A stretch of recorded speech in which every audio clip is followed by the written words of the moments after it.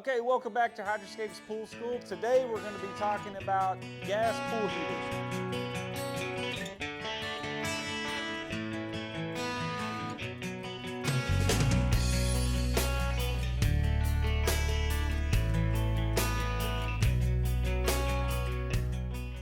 We have two types of gas heaters. You got propane, you got natural gas.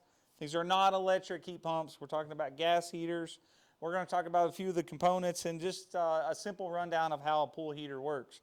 So, to start off with, we're looking at the manifold side of the heater where the water is actually entering and leaving the heater. This little device here is a bypass.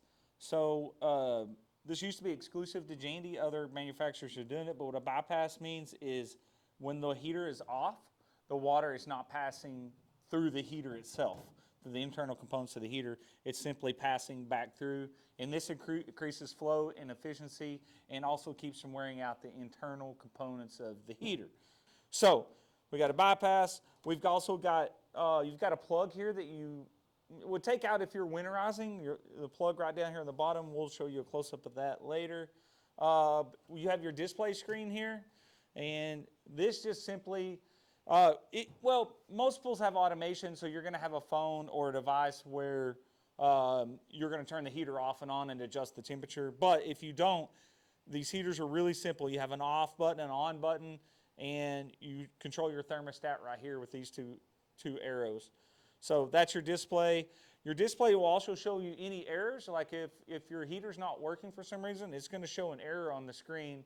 And in your owner's manual or even online on Jandy tutorials, you'll be able to cross-reference that error to show you what's going on. A common error would be low flow.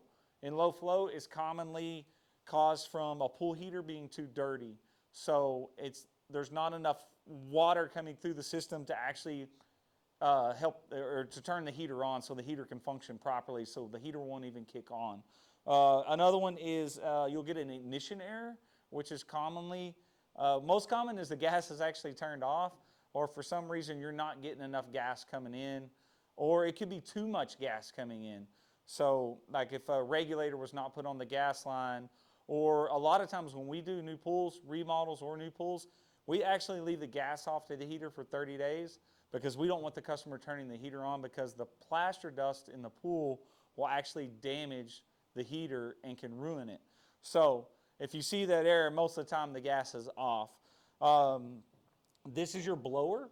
So this is your exhaust manifold, but the blower is pushing your exhaust out. So you'll hear the blower running even when the pool is trying to ignite. And also when you turn the heater off, you'll notice your circulation pump will stay on even if you're trying to turn it off, because the heater has to cool down. So also over on the side, this is where your gas inlet comes in on the heater. And also this shroud on the heater, if you're trying to service it, which we don't recommend, we recommend you using your local professional to do so. They are specialists. Do not try that at home. But it's simply, the shroud comes off. It's very easy to service and work on. Inside this heater, you have several components, mainly a heat exchanger, a pressure switch, an ignition switch, a manifold, and like your blower I mentioned before. Heat exchangers are easily damaged by bad water chemistry, and we see this a lot. We have a lot of angry customers every year that are mad because their heater needs $3,000 worth of repairs because they weren't treating their water properly. So whether the water is too acidic or too basic, and you get scale buildup in these little copper tubes in here, and actually the water can actually etch and damage those tubes. So we see this a lot, a few times a year, even on brand new heaters. We've seen heaters go bad in 6 months. So take care of your water chemistry, and if you can't, hire a pool service company to help you, because it's too costly not to do so.